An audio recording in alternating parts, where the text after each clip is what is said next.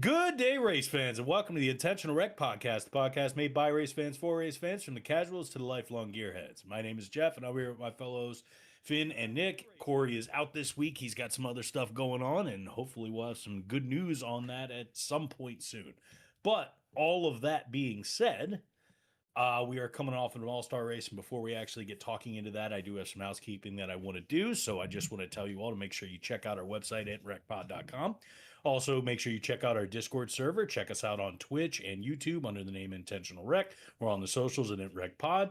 And make sure you check out our NASCAR Racing League. The Discord is going to be the best place to keep up with that. And also all your ways to keep up with new episodes and information and all kinds of new stuff we have going up on the website. And also a great way to build community, as we've been trying to get a whole lot more people in, and the chat has been firing off, and we've been building and getting all kinds of good stuff going on with a lot of people to interact with each other that ordinarily probably would have never talked. So it's a pretty cool thing that we've got going on, and we'd love for y'all to be a part of it. All that being said, coming off of Dover, we had one of the races of all time. How are you fellas doing, and how did you feel about Sunday? I'm good, and I hated Sunday. I didn't watch totally much honest. of it. Yeah, I've got thoughts. Finn, what about you? No, I thought we learned a lot about the direction of the sport. If you're gonna have a weekend that maybe doesn't meet a certain standard or is flat on something, you'd like to walk away going, what did we learn? Well, we learned that the 750 horse package in Dover are a great marriage. Yeah. So with the news that Dover's coming back next year and not losing a race, and it's probably not going to be the All-Star race considering the tone of this weekend, that's good news. So we walked away. It's definitely not going to be the All-Star race. we walked away from Dover learning something, and I'm glad. We talked about how many times the 750 packages had to test and improve. Will it improve the racing? And if Fox commentary did one thing right, Kevin Harvick said multiple times, this should be on everywhere. This should be every track we go to. So finally, the Fox crew finds a way to say one thing correct, and hopefully NASCAR listens to that, because that was good. Now, the All-Star race, and NASCAR in general, is missing night races. These cars look gorgeous at night.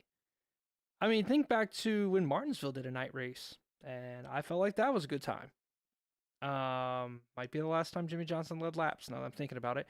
But like, Richmond night race was always fun to watch, like especially in its more of its heyday. But yeah. And if you can find a way to data night it, start it at 4 or 5 o'clock and let it roll into the night, so the setups change and we see comers and goers and those adjustments, even better. So taking the All-Star race to just the All-Star race starting Sunday at 1 p.m. Terrible. Fuck a format. That's the first problem. What are we doing, dude? You know what I mean? Yeah. This All-Star race, no matter where it's at, it should be at night 100% of the time. Yep, and never on a Sunday. 100% of the time. Never on a Sunday. Should be a Saturday night. Shit, rip it on a Friday. I don't care. Rip it at Dana White's. Wednesday night. Rip it on Dana White's one. Dude, oh, that would be sick. Actually, you give the drivers like an extended break by because the All-Star race car isn't like this crazy car. And this is why you should take it back to whatever track we're going to that next week, right? Because now teams have a vested interest, right? You're not just like, the car. No. You're literally going to bring a car with a short run speed testing to throw at it. Because, what is the one thing we don't get is a lot of practice, right? We don't get a lot of practice in the series. So imagine, All-Star race just like how it used to be. It doesn't have to be. I mean, it's always going to be Charlotte week. And honestly, to be honest with you, I'm okay with them changing it away from the week before the 600. Just put it at that track the week before it goes to that track, because then teams are going to go in there, test their short speed. That's going to make the next week better. And if you have to run it on a Wednesday or a Thursday night so that they get a longer break, go the fuck ahead. Or do it the Wednesday of the week of. Hey, we're going to go in, do the All-Star race on Wednesday. Everybody stays up there that week and just roll right into it on Thursday, Friday. Charlotte obviously makes the most sense logistically if you wreck a race car. I think it should be in the middle of the season. Yeah. like this is what we're through maybe a third of the season, or once Charlotte hits, we'll be through a third of the season. I think it shouldn't be earlier than the middle of the season, and also I think it should be you do a points race at the track and then you do the All-Star race, so that everybody knows how the track is going to be, Yeah. whatever track it is.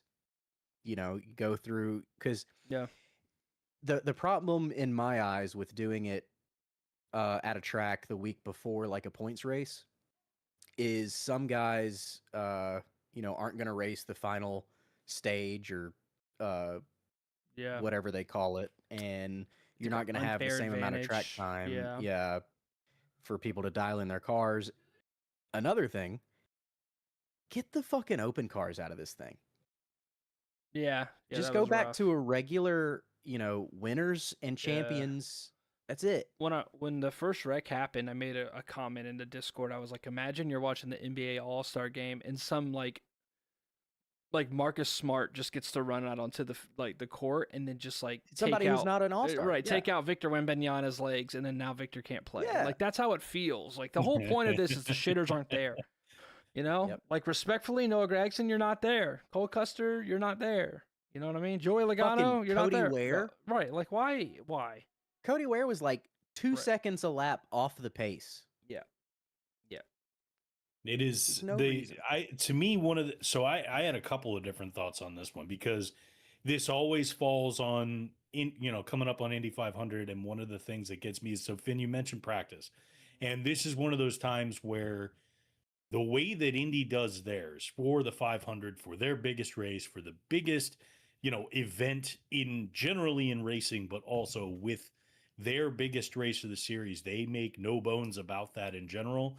Mhm. So there's a couple of thoughts I had. For one, this particular weekend, with watching the way Indy does things, makes me long for the days of NASCAR practice time, of having at least a day, that day ahead, of being able to get those storylines together, to get the cars out there, to work on things, to get things going. Because I know I've been glued over the last week, because they did Indy Road Course before the qualifying weekend, this past weekend, and then we got the 500. So they've been at this track for 2 weeks, and the cars have been testing and running multiple practice sessions over the course of multiple days. And you got all these storylines. So when you got to qualifying this past weekend, it was incredible, because you're watching, you knew who wrecked out, you knew whose cars weren't running well, you knew who was fast, you knew what teams were doing something, but there was still that mystery of like, okay, these are the guys that are supposed to be good, right? Are the Penske guys going to find their way to tune their car up to be Penske perfect and run their entire, deal once they get there, because they're this close, right? But then the Ganassi guys are like running this much faster, and like all the teams have their, like the big guys have their work cut out for them, because they're just trying to outdo the others. The stories are there, and that's one of the things that it does make me miss about NASCAR, because we used to have that. But as far as the All-Star race is concerned, for the limited amount of it that I watched, because it fell right into a full day of Indy qualifying, one of the things that got me is, for one, the 1 p.m. start. I'm with you guys. That is bullshit. Let's get this thing at night, get those cars under the lights, get this thing like looking prime, to get it looking good. The other thing, to the time, to your point, Nick, one of the things that I was thinking about is, what if you broke up like some of your big deal races or your big deal points throughout the season, where, because NASCAR is a lot of these because of how long the season is, and you put a focus in combining the All-Star race and the Daytona night race. You take the track that highlights your Super Bowl of the season, your opening season, your biggest deal, right? And you take the track that's there that already has the lore and it's already got the style, and now you're about to put it under the lights, or you're about to do something that you're going to be there. Do something where you can push the schedule together to where the All-Star race can coincide with that towards the end of the summer. So you have all of your stars, you have all of your good guys, you have all of those top performances and plenty of opportunities to get in, and you've built up an opportunity to build a format that you can determine who gets to the All-Star race with ample amount of time, so that you're not rushing it. And then you get an opportunity to maybe get these guys in the same place for like 2 weeks, and run it onto something like that. That's a thought that I was having with it. Is The you thing combine those about two ideas. the thing about having the guys at a track for 2 weeks, they were talking about it on some of the podcasts, like Door Bumper Clear and Denny's and all of that, but they just don't think that people will stay for 2 weeks or that they will get the same amount of people to come 1 week and then the next, which I could see, but you'll never know unless you try. That and also, so that's where it makes the most sense at Charlotte, just because that's where everybody's at home base, because Yeah. that's like tying it back to where Indy's format is. That's where all of the Indy teams are all based somewhere in Indiana, somewhere around that area. That's what, like, Indianapolis is to IndyCar what Charlotte is to NASCAR as far as where those HQs are and where everybody is. So it's one of those things where, the Charlotte to me makes all the sense in the world for doing something like that. You just got to time it right, and you got to actually put some effort into it. That's what killed me about this All-Star. It felt like just mailed it in. And They mailed in the format, and then they mailed in the explanation of the format. I Yeah. didn't even know that there was a all-star caution 75 laps into the final 200, which was laps. horrible. was What was that? the Which is point? horrible because you got Eric Jones running these guys down, and it doesn't Yeah. matter. So it's just You essentially ran 4 stages doing that. Basically, yeah. Yeah. Like, why? It's not necessary. You already had the first 2 stages to get your shit right. mhm. Well, for the guys who didn't get wrecked out. Yeah. But, like, there's no reason you need a all-star caution at lap 75. Bogus. Just absolutely weird behavior. And all it tells me is this was one where this is transition, because I feel like they're about to blow it all up. Something is, whatever, like, we're never going to see what we saw on Sunday again. They're going to blow this thing up to something completely different. So let's just hope that there it is. Maybe this was the cry for help, right? Maybe they did this specifically as an idea to go, okay, now is the time where we want y'all to bitch at us for the next week so we can get it. Let's use this as a suggestion box. I'm gonna be honest with you. I'm gonna be honest with you. I gun in my head, all-star racer in-season tournament. I'm taking in-season tournament. I feel like you could tie them together somehow. I can't remember the last time I gave a shit about an all-star race. Now, Denny said something on his pod. He was talking about, we need to go somewhere at night. We need to go somewhere short track. Ew. Yeah, I don't like the short track. Like, Ew. It doesn't have to be a short track. Ew. You know what I mean? What are we doing? I would be fine with having it at Charlotte. Yes. If we went back to Charlotte to the old days. Yeah, but another thing, $1 million isn't a lot anymore. Like, yeah, they've been racing for the same $1 million since Bill Elliott won it. Yeah. You know what I mean? Right. Inflation. What? Inflation is hurting everything, including the NASCAR All-Star race. It is like, well, I will say this, it matters more to the drivers than it used to. Yeah, they still definitely care about it. Because, well, just more so because these guys are on smaller contracts. You know what I mean? Yeah, like, you wager Larson's probably the highest, or Blaney now, and they're like less than 10 million. I would argue less than 10 million a year to be a prime NASCAR driver. Whereas at his prime, Jimmy Jam was in the 35 to 40s. Yeah, it's they're not getting the same amount from sponsors anymore either. Like that brand deals and stuff like that. I had to explain that to my wife the other day. She was like, "Why are tickets so cheap?" And also, like, and I was like, sponsors are just out, and that's we all know this as fans. But I would wager, like, now also, who does the $1 million go to? Right? Is it directly to the driver, or is it to the owner who then gets to choose to the driver? Because as far as it used to be driver. It used to be. So I think I'm not 100% sure, but I think it's divvied up. But the lion's share definitely used to go to the driver. And then they would pay, like, they would give their crew guys some stuff, some money from that and stuff like that. And then some money does go to the team, to the owner. But I think you could combine the tournament and the All-Star race somehow. I feel like you could get it to where the final 4 of the tournament could, like, conclude at the All-Star race, or you could have a bid you made the final four of the tournament, or you're in that top two, and the All-Star race becomes something that ties into it in some way, shape, or form. I don't think like the tournament, I think like that would be saturated though. and it might be, but it might also be a way to boost the pots at the end to like, kind of make a combination out of it. But I don't know. I mean, you have these good ideas in the way that you're trying to scramble over the course of a long season. And yeah, maybe it does saturate it, but I mean, at the same time, like you also don't want to throw so much at everybody. They're like, wait, so this counts as what? This doesn't count as this count like. Yeah. Eventually, you start to get to a point where you need a 20-minute explanation before the race starts to understand any of what the storylines and what it means. I needed a 20-minute explanation in the middle of the fucking thing. Yeah, exactly.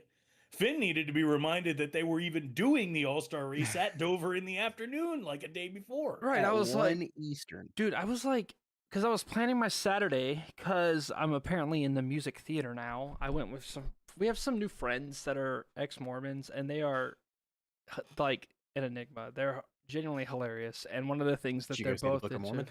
we saw Rents. We did not see the Book of Mormon, Okay. but Book of Mormon is fire. If you have not seen it, it is. I've heard it's hilarious. no, it's just been a funny turn, you know. We're really big, me and my wife. Anytime we meet people on like, if people are into different hobbies, like we're down to like go try. And music theater's a new one, and it was fun. But I was like, cool, okay, the race is gonna be over, or that's gonna be over by this, and then we eat dinner, and then I'm gonna be in time home for the All-Star race. It's gonna be sick, and then I'm like, one. So I don't give a shit about the All-Star race one on a Sunday. Yeah. I'd rather watch like. I don't know, dude. I don't know.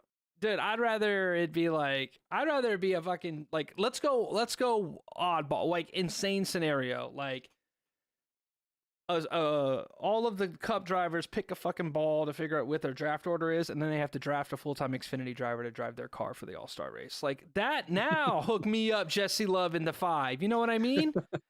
You know what I mean? Like, you telling me that wouldn't be more interesting? Because you know what's going to happen when Hocevar picks. Well, you know exactly who Hocevar's putting in his car.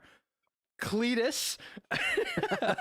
Stick all of so here's an idea. Take all the teams, get all the drivers, and put them in blank fire suits and put them in different cars and make it so you never know, right? You got Chase Elliott driving the 24, Kyle Larson driving the 9. Like you get the Gibbs drive, like get all the teams. Yeah, driver swaps. Yeah, and then at the end, you don't know who actually won the race. You just know who got it. Since we're doing random bullshit. You're watching a guy burn out, and then he fucking gets out and takes his helmet off, and it's like the Stig, but for $1 million, right? Yeah, it's like there's Scooby-Doo. I'm just imagining like if this was like a year or two ago, right? And it's like they're going and like the 54 wins the All-Star race, and then Denny Hamlin pops out and rips his helmet off, and the whole crowd is like, "What the fuck?" Oh my god, that's Denny Hamlin's music. Yeah. You're telling me when you see a 54 Toyota gapping the field by 2 seconds, you're gonna think it's Ty? No, we know who that is. We know who that is. There's a chart today that got released about on intermediates on just like the fastest. Highest position running and fastest laps, and it's like all the jumble of cars, and then like Elliott, and then here at fastest laps but not laps led. That's what it was, laps led to fastest laps but like very little laps led was Tyler Reddick, and then way the fuck over here in his own stratosphere was Denny. So certainly been dominant, and I mean Dover, considering he had a dominant car. Again, the product looked good. People were passing. There were times where Briscoe was up there. There were times where the 45 were up there. Those guys were all fighting.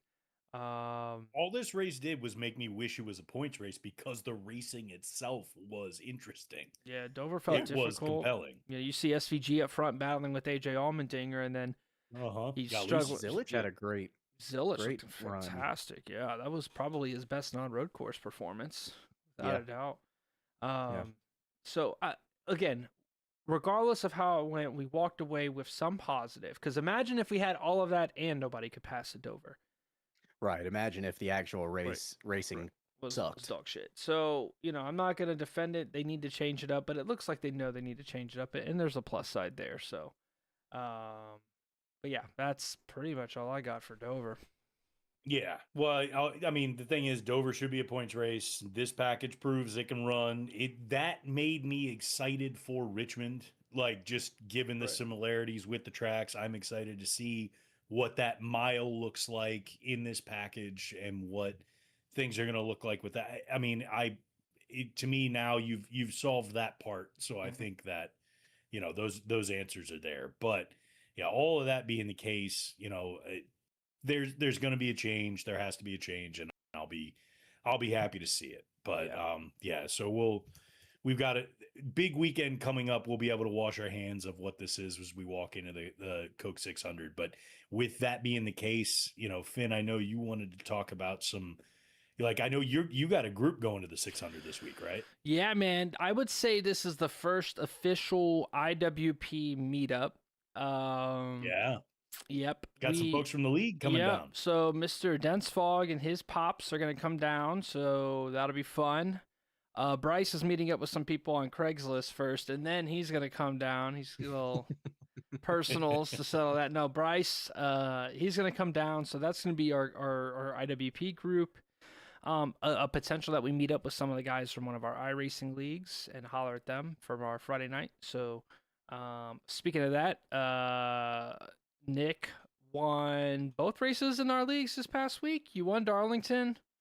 I finished second right behind him. That was a banger. And then he ended up winning the Dover race. So shout out to the IWP sweeping the weekend last week. Yeah. Just being carried by you and Lesko at this point. I have like my one win, and then that's my like time to shine was the one national win.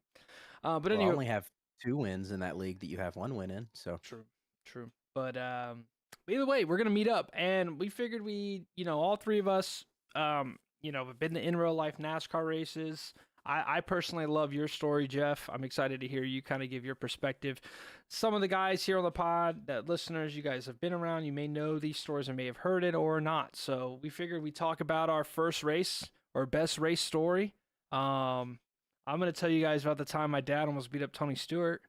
So there's that. So I'm 11 years old, and I get an invite to go to the Coca-Cola 600 2005. And so there's a lot to the story. Keep it short to the trying to Tony Stewart, but I'm in the infield. I was 18, graduating high school. Yeah, I was 11, 2005. So and Bumblebee wasn't even born. So there's that. So actually, genuinely, he might not be born. He's 19 years old. That would be 2006. Would be 20 years ago. Oh, Jesus Christ! All right. Anywho, that's crazy. Before Bumblebee's dad nutted in Bumblebee's mother, I was at the 2005. That's also crazy to say on a fucking podcast. Sorry. This is not a children's NASCAR. This is not your grandmother's NASCAR podcast. That's our new slogan. Yeah. So we go, and I get a really cool opportunity to meet up with Jimmy Johnson. And one thing you guys may not know about the 600, but obviously they give a ton of tickets to active duty military out of Fort Bragg, which is where I grew up. And my dad was Special Forces, Green Beret, stationed out of Fort Bragg. So he got told by a buddy, hey, dude, if you wear your uniform, you can go anywhere. And we were like, all right. So, there's a bunch of guys that are there in uniform for the festivities that happen at the 600. And then you got my dad who's walking around in uniform in his Green Beret. And they're literally, again, they're just waving us through. Where do you want to go? I could touch. I remember I did touch the 24 car. We go right up and we meet Jimmy and cool. And as we're leaving the kind of personal signing with Jimmy, we're kind of walking towards some of the other haulers, and I see Tony Stewart kind of walking with a small group, not of fans, but just a small group of stuff. And I had this, this hat that I wanted Tony to sign. All the drivers I met, Mr. Stewart, Tony. He turns to me, and Tony Stewart looks at my shirt, looks at me, and he goes, I'm not signing shit for a Jimmy Johnson fan. Like, I don't know if I caught Tony Stewart at a bad time, but he goes, I'm not signing shit for a Jimmy Johnson fan. Sounds very Tony Stewart, to be honest with you. Yeah, very on brand. That's smoke in a nutshell, man. 2005 smoke. He must have had a bad. I don't know if this was an Indy day or maybe I don't know when he ran the double. Honestly, if he was listen, I don't hold it against him. Okay, but my dad was close enough to hear. and he piped up with, one of those, sorry, what'd you say to my son? A very aggressive, you don't cuss at my son. And Yeah. 2005 Tony, who was already looking away, turned around to see who's now cussing at him and threatening him because he's ready to throw down. Why? Because he's 2005 Smoke. But Jeff, But he wasn't expecting to see a fucking green beret. Yeah, Jeff, my dad looked. You ever seen Troy? Jeff, remember Brad Pitt from Believe Troy? so, yeah. Yeah, my dad was built like that.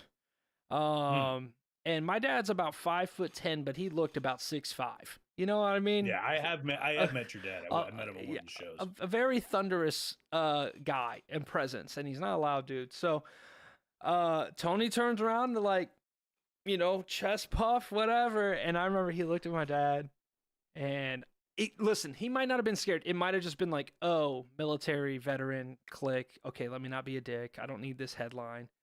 And he goes, give me the hat, kid. And he signs it. And he goes, I'm sorry about that. And he walks off. So, I turned. Yeah, and it was like, yeah, he's about to kill.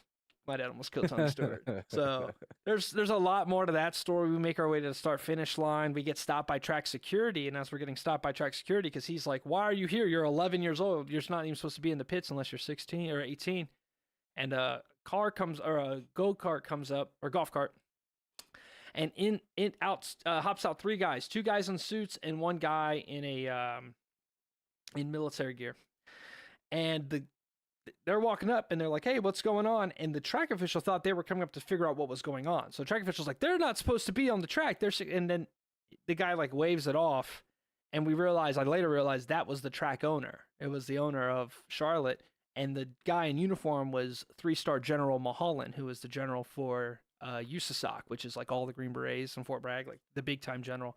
And basically he had seen my dad's beret. Bruton Smith was the owner of Charlotte, right? Yeah, I don't remember. I was 11. Well, I mean, I think in that time, yeah. Yeah, but I just remember that guy. The only reason they were there is because he saw my dad's Green Beret. And he was like, hey, man, there's not a lot of them. There's not a lot of them floating around at Charlotte. So he's like, what are you doing? He's like, oh, General. And he was like, we're going to start-finish line looking for my wife. She's at the Carrie Underwood concert at the start-finish line.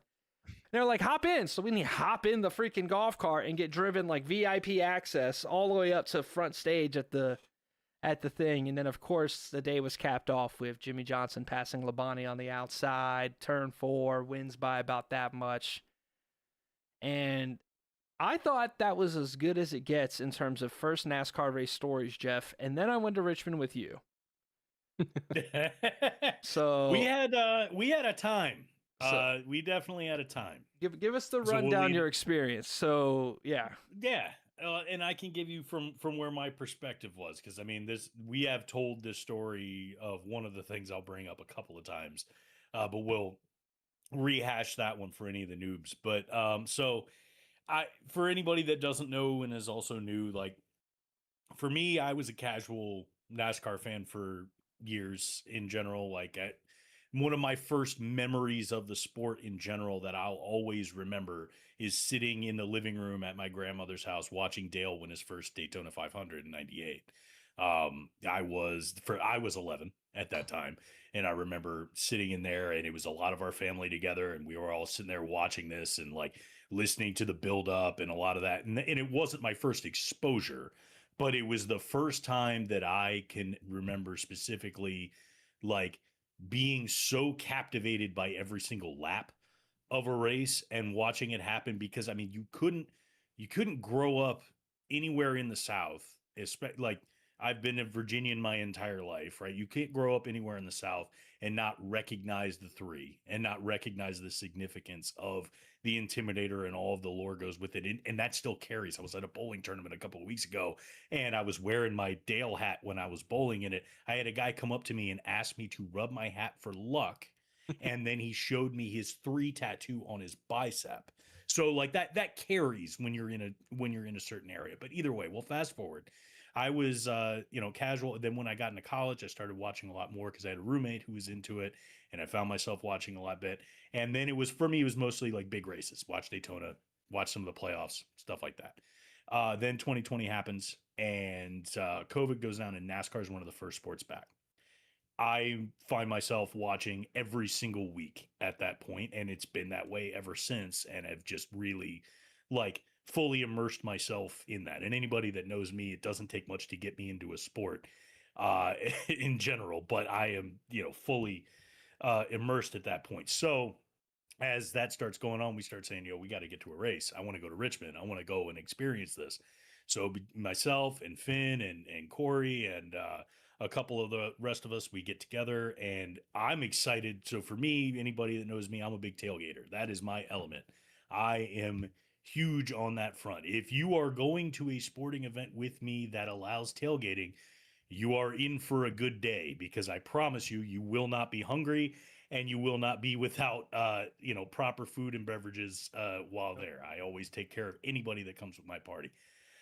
So we get out to Richmond and we get to the track and I break out my grill and I start doing my normal tailgating thing. So I'm just thinking like and going for that. Right. Cook up all kinds of good food. We're partying, we're having a good time, and I'm already like this. All right, this is going to be a good time, right? Like I'm psyched, and we're about to go in. So we get in, we go to the race. The thing that got me first above anything else, because I had thought about it going in, was the size and the magnitude. Because I mean, I've been going to stadiums my whole life. You go to stadiums your whole life, like you think you've seen a crowd, you think you've seen a large venue, you think you've seen that, and racetracks dwarf any stadium you've ever been in 10 times over, because you have to fit a mile plus of racetrack inside of a venue. And I mean, this isn't Richmond in its heyday where you had stands all the way around the track. The modern iteration doesn't have that. It's just the front stretch all the way around turn 1 and chaos corner coming around turn 4. But still, like, that was one of the first things that got me, is that like we're in this parking lot and all I can see in the background is just the gigantic grandstand. And I'm like, holy shit, this place is big. And that, I mean, that carries into when we went to Charlotte. I remember just driving by it going, oh my God, I've never seen a venue this big in my life. Yeah.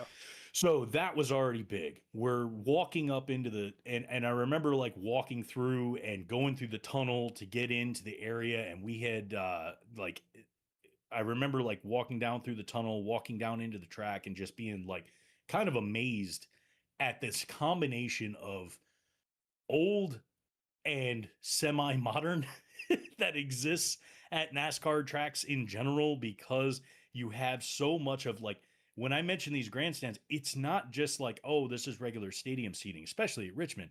It's fucking bleachers, like all the way around. It is, imagine your high school football stadium, Right. just stacked on top, on top, on top, on top. But so we get in and we get to the track, and the one that the thing that always hit me, that will always stick with me, was the first moment after it was lap 2. Yeah. Because it's one thing when you first hear the engines roar.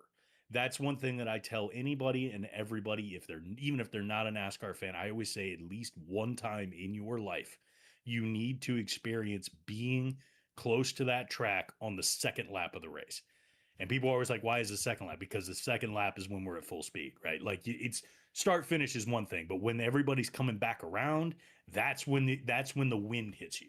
That's when the noise hits you. That's when the most biggest sensory overload that you will ever experience in one single moment at a sporting event, right there. And I remember that lap happened. Corey looks over to me and he taps me and he goes, "This is every year." Like, because he was completely green on any of this. Like, he wasn't even sure if he was really going to get into the sport at all. And then that first lap happened and he looks at me. He's like, "Yeah, we're doing this all the time." I was like, "You're damn right we are." And you two looked at each other at Charlotte a couple years later when we went to Charlotte for the first time, because you guys had only been to Dover and Richmond.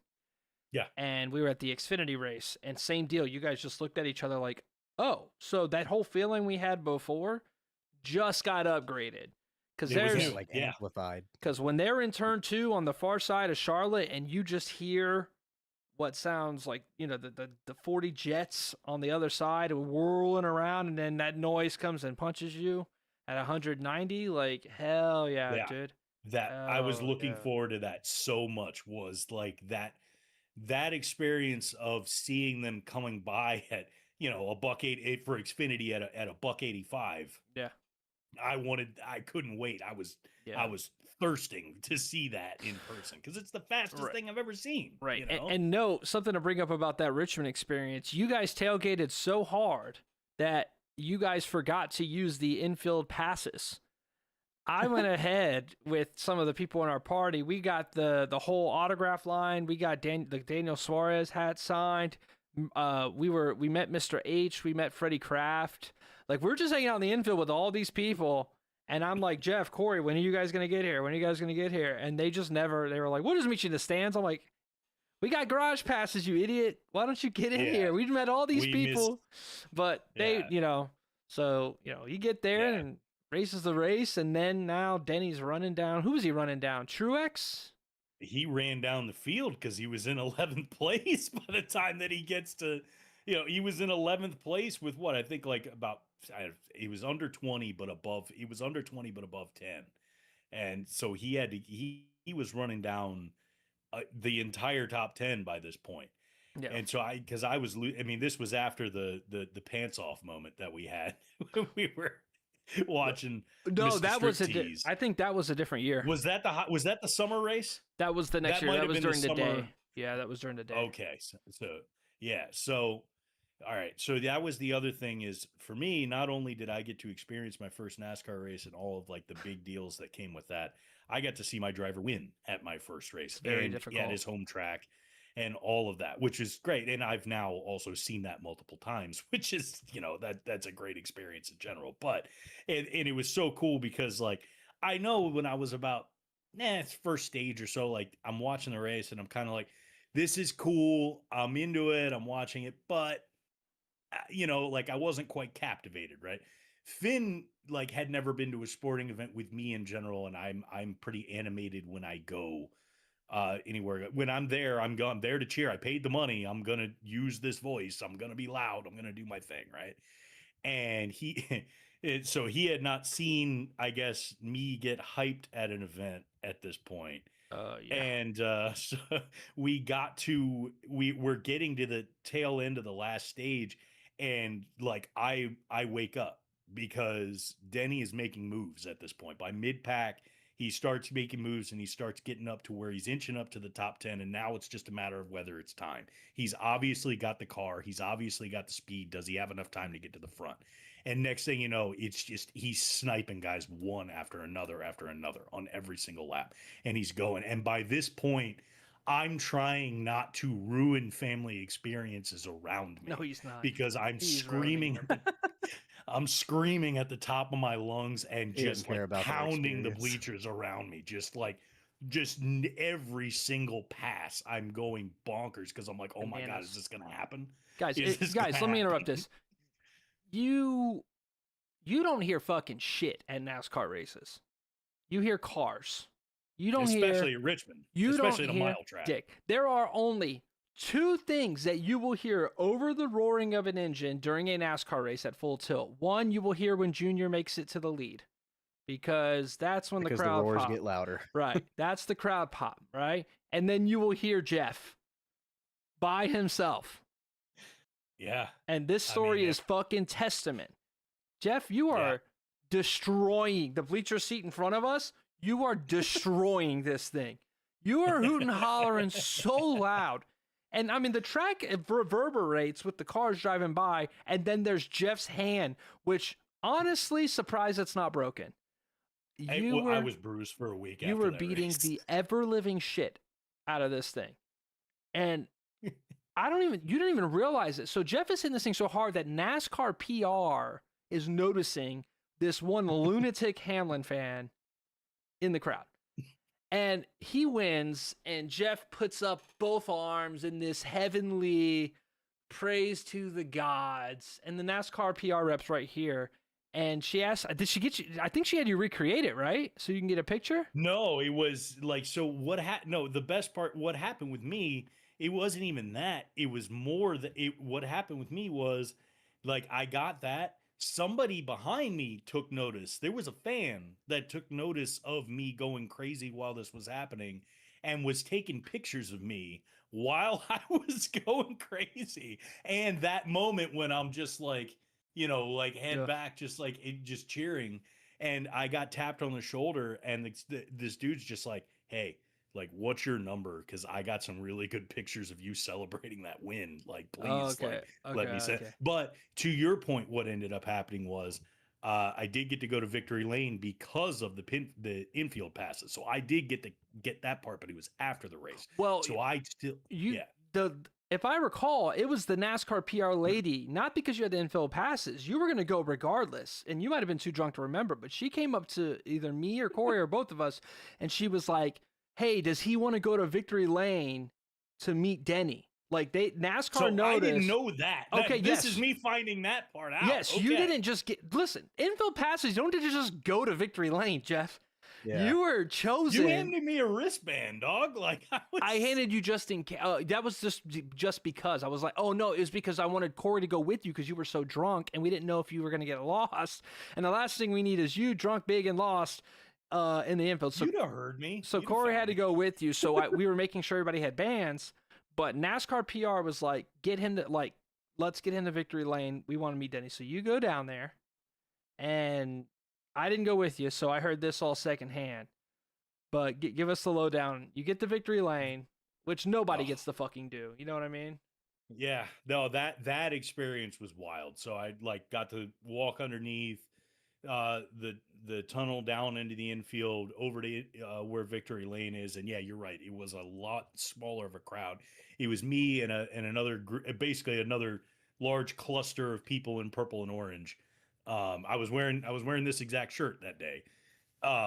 We were, and we get down there, and then one of the things that got me that just blew my mind was Joe Gibbs was at one point 3 feet away from me, which that's royalty in my circle. Like that is I might as well have been standing next to Jesus, right at that point. And I'm just like, oh my God. Right. And so we're there. And and Denny's on the stage, and I always remember watching him just take a photo, flip a hat, take a photo, flip a hat, take a photo, flip a hat, and he's just bang, bang, bang, bang, bang, bang on stage over and over again. And then they start calling fans up, and they get us, and they start positioning us on stage. And I still have this photo of me. There's a photo of me on stage throwing up the 2 up, 2 down. For Virginia, as 6 feet away from Denny as he's on a whim with a bunch of other Hamlin fans. And that was that was a moment I'll always remember. It was very cool to get to experience that. Being that close to the stage, being that in an intimate environment on a victory like that and riding that high was incredible. It's hard to top something like that. No, I'll have to post that. Awesome. I'll send that picture over in the Discord or something. Maybe we can get it. Did you? I had to send an email for a second. Did you mention that you ran into Coach? Yeah. Yeah. Okay. I was a few feet away from him. Just casually bumps. Yeah, just casually almost bumps into a lifelong hero, Coach Joe Gibbs. Yeah. Of the Washington. Yeah. I was like, I was telling Cole, or I can't. No, it was Tom, your friend, our friend from the group that came with us. I said, Tom, did you bring a gun today? He was like, why? And I was like, just shoot Jeff when he comes up. It honestly isn't going to get any better from here. Yeah, just end it now. So, hey, just green. Let's go Green Mile Jeff in the back, and move on. Because listen, it's hard to attend a NASCAR race where your driver wins. It's even rarer an opportunity to meet your driver that day, but to take a picture with your favorite driver in Victory Lane while meeting Coach Joe Gibbs is incredible. And for all that to happen at your first damn race. Yeah. And of course, he chooses the fucking VA pose. I did the 2 up, 2 down for that one. But the other thing was, imagine where it was for Corey, because Corey got to witness my driver win with me multiple times before he ever got to see Chase win. And that was he saw Denny win twice before he got to see and that was with multiple races in between before he got to see Chase win. It's him missing this week. I'm sure that he would have all kinds of stories about the time that he snuck out to go meet Briscoe at one point. He snuck through security and met Chase Briscoe at Richmond at one point. So we have told that one, but I mean we're rehashing stories anyway. So Yeah. Nick, I'm curious to hear yours, man, because I don't think I've ever heard your first race story. Well, you were at my first real race that I consider, but It's just in Coda's not At real. Charlotte? yeah, my first race was Coda, 2024, Mm-hmm. and which is crazy because I grew up short track racing, Saturday night racing as a kid. So I was a Legends car racer, and I ate, slept, and breathed racing, and watched every NASCAR race and all of that, and then I never went to a race until I was damn near 30. So, but yeah, I was living in Texas at the time in Houston, so Austin was like 2 hours away, hour and a half, Mm-hmm. and Coda tickets were cheap, and my wife got me Coda tickets for, I believe it was my birthday that year. So I took my dad. Me and my dad went, and we sat in the little, I guess, stadium section. The really slow section of Coda. We sat in dang. those grandstands, and it was really cool seeing all the beating and banging going on right there in the slowest part of the track, and the only thing that I was really thinking about was, man, these caution laps are long because it was a road course, obviously. But yeah, it was a good race. Easy to get in and out at Coda. They have tons and tons of parking. It literally took 5 minutes to park and then walk in the track. And they have tons of entrance spots to the track because Coda's huge.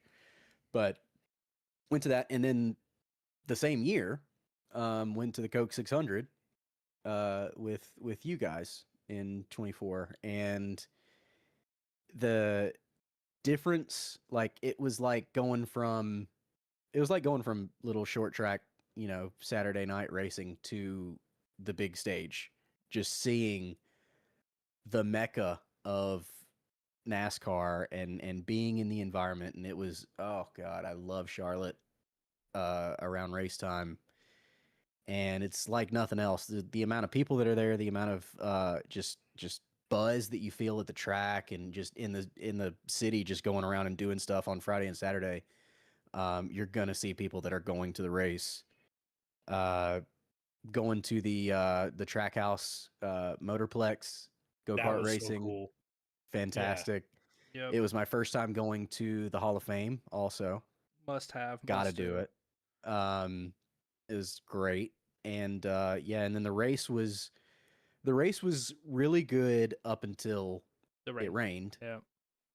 and it was right after, it was probably 215 laps in or something like that. Yeah, so we didn't get too much, and I remember booing the decision. We sat around waiting because Nick went and found us like Elite. he Better was seat. scouring to find us a spot because Yeah. we were waiting this rain to lay out. Nothing Oh, was going yeah. to change with that, and you Yeah, it found started- us the most prime spot on the start finish Dude, line. Yeah, it started raining, and then they made everybody get under the grandstands because there was thunder and lightning in the area, and everybody sat there. We probably sat there.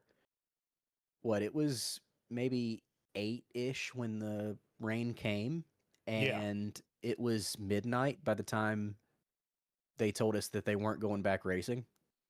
And So we sat there a long time waiting. and at the time that they said that, it hadn't rained for about an hour and a half, 2 hours.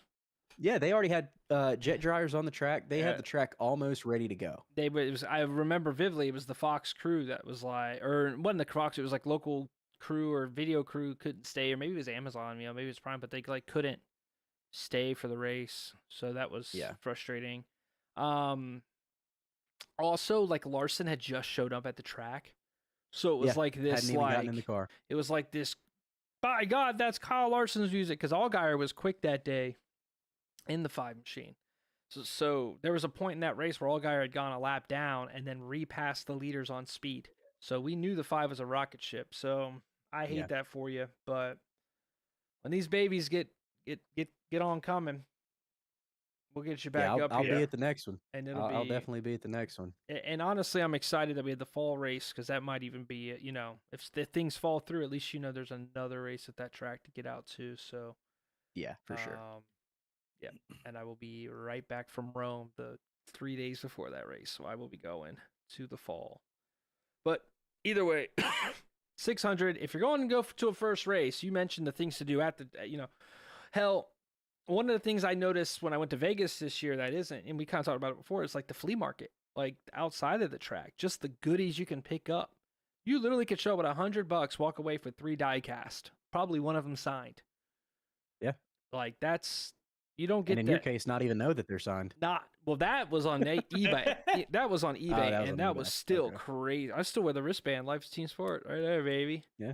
So, I'm actually gonna paint my wall in the Ricky Hendricks scheme color. So, but one of the things that gets me, and this is one that I point out with folks that are going for theirs, because we're talking about like the must do's or the experiences when you're going out there.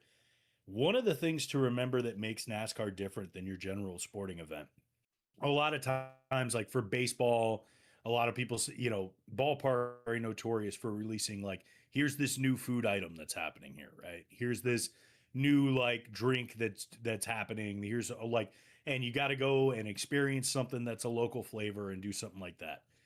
For NASCAR, aside from a Martinsville hot dog, that's not really the thing that you go for. So when you go for your first race, when you go to a NASCAR race, the experience really comes outside. It comes in the fan grounds. It happens around the track. It's like you're not going to really go to many tracks and go and experience the local food flair. That's not Yeah. a thing. Most of the time it's hot dog stands and pizza and like basic stuff. So like don't get excited for something along those lines. You might find a barbecue stand or some Bro, corn dogs or dude, something like that. and they're like, especially in the South, because Vegas you can't bring in a cooler like you could at the 600, but 600 you could bring Which in a is whole crazy. cooler. That's crazy Sandwiches. work. I always recommend, especially for the 600, bring you some sandwiches and some chips. Yes. And some bag and just have that ready, because there's nothing worse than having it's a long race, so And water. Plenty of water. Stay hydrated. Yeah, I am a very much like, I know when I pack my race day cooler, I always have a couple of tall boys that I'm going to sip on during the race. Yep. And then I'm thinking about like, because I mean, guess this is its own subject, right? Like, what's your race day pack? Like, what's your gear when you go in? That's its own discussion, I think. I know. And if you're going on Saturday, Yeah. sunscreen for sure. Sunscreen, yeah, exactly. Yeah. You always want to make sure you got your sunscreen, you got your ear protection, you got all that stuff. Like food wise, I know I keep a couple of tall boys and maybe a little bottle of whiskey in my cooler that I'm gonna pass around. And then And ear protection, some people don't think that it's necessary. I really think it's necessary to get a radio. I have to. I 100%. don't want to watch the race Radio's without. great. You have to be a either veteran. listening to I can watch the race without a radio. I feel like you guys could, but if you're starting a race for your first time, dude, you're gonna get lost in the sauce. Why? Where'd he go? What happened? Have a radio. Also, I just like listening to the PRN guys. Yep.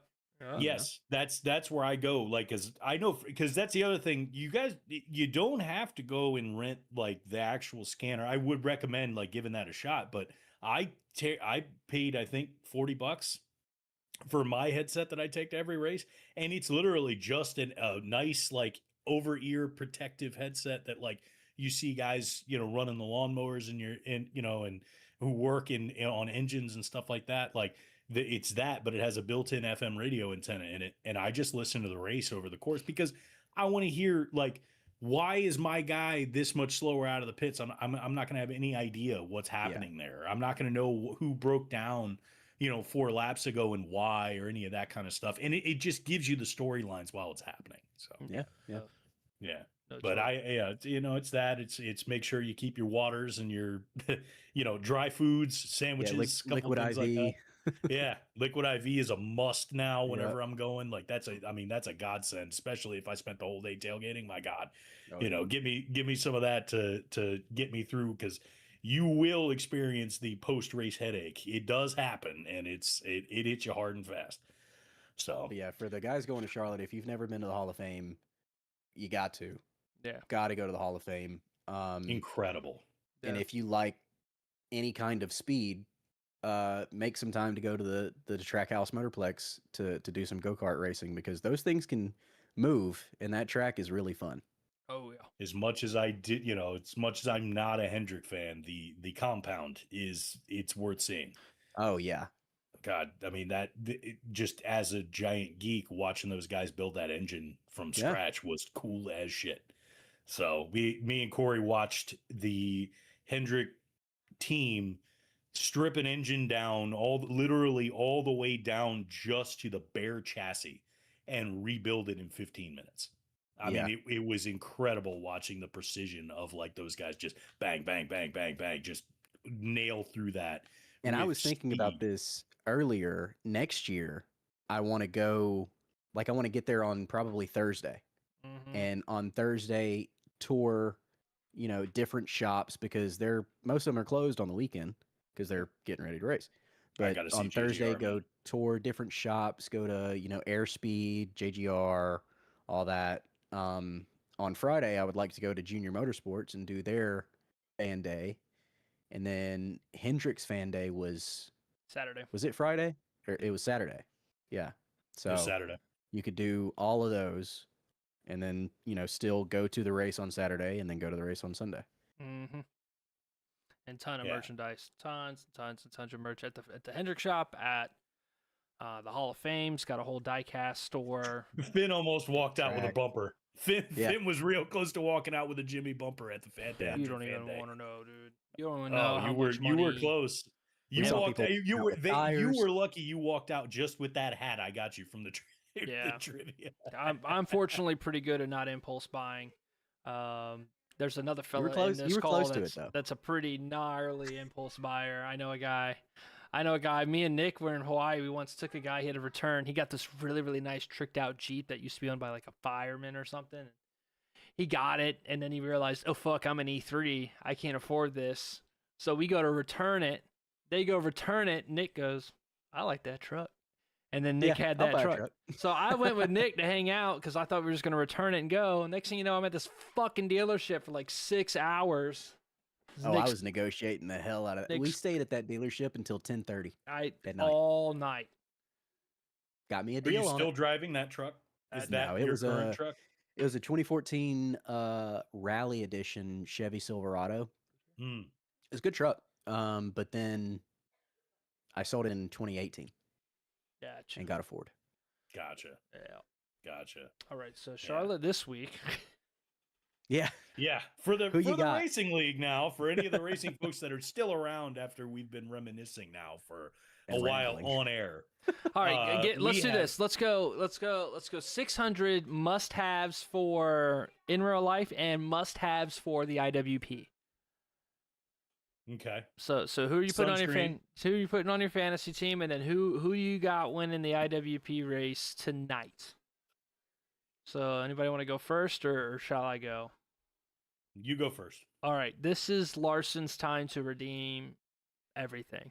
I don't have super faith in it. I do think the safe bet is the 19, who was nasty here last year. Just didn't have the start to show. But I think that this is, if Kyle Larson is going to win a race this year, it's going to be this one. That being said, the 5 is not winning an IWP tonight. He's having somehow the 5 of Having a rough IWP season. is having a worse season than the 5. I think we see Dinger Magic. I think we see Dinger Magic win. He's been exceptionally quick. He's coming off a win at our last over at Worldwide Technology, and he has maintained the pace that he had at the end of last year, where some of the other guys have kind of dropped off a bit. So I'm gonna go with, it's not a sleeper pick, it's a favorite pick, and that's gonna be Dinger. Okay. When I'm watching the actual race in real life, I want to say that, I'd love to see Denny get his and have that be the one. But no, I think that we're going to see a legitimate Christopher Bell win at the 600 and not a rainout win from the 20. And to keep with the same theme for our race tonight, I think it's going to be the 19, and Corey Russell's going to get his win at Charlotte. Oh, if there's a day to do it. Yes. That'd be a good one. Yes. That would be a good one. Yeah. So those are my picks. What about you, Nick? For the 600, I mean, I'm gonna go same vein as you, Finn, same team, but Willie B. I mean, he had it led last over. year, yeah. He led almost 3/4 of the race last year, and only faded late and got caught by Chastain. Yeah. He needs a rebound race as well because he's not performing up to his standards so far this season. All of Hendrick, outside of Chase Elliott's 2 wins, aren't performing up to snuff. I think they're getting the body figured out, and I think they're getting the 1.5 mile package figured out for the Chevys. So I could see him being a contender again. For the league, I think Dents rises from the grave. Gravy put himself puts on a in show. at 140 miles an hour, by the way. Yeah. He committed seppuku. And I think he comes back with a vengeance and gets over last week's hurdles. Mm-hmm. So that's my picks. I was thinking Bobby Lee Swagger. That 3 car's been pretty gnarly and Very fast. There's still Shanzi, who, I mean, he was leading in Sonoma. He's been on fire. So we've got a couple new guys, and of course we're going to be hopping into the league chat talking about those things. But I think the league's in a really, really good spot. I'm excited for tonight. Sonoma's kind of got everybody off of what happened at the end of Worldwide Technology. So hopefully we get some good racing. Here's my petition though. Corey and them are having a girl, right? Yes. If he wins tonight, they've got to name her Charlotte. Come on, son. Come on. If he wins tonight and then Chase wins the 600, starting a petition that we name that at least the middle Corey is named Charlotte if he wins the race tonight. At least the middle name. Is there any sauce? Yeah. So gotta get the wife on board. Exactly. Come on. Petition, win the race it first. is now on wax. Yeah. We have made that. But win the race now first. that we are officially naming babies and we're at that point, I think that's going to be time for us to wrap up. That's going to close things out for us this week. Make sure you check us out on YouTube and Twitch under the name Intentional Rec. Make sure you check out our website, intrecpod.com. Check us out on the socials at intrecpod. And make sure you like, share, subscribe, tell all your friends, join the Discord, join the Racing League. Other than that, everybody have an awesome 600 weekend. Everybody enjoy all the racing. We got Motorsports Christmas coming up. We will see y'all next week.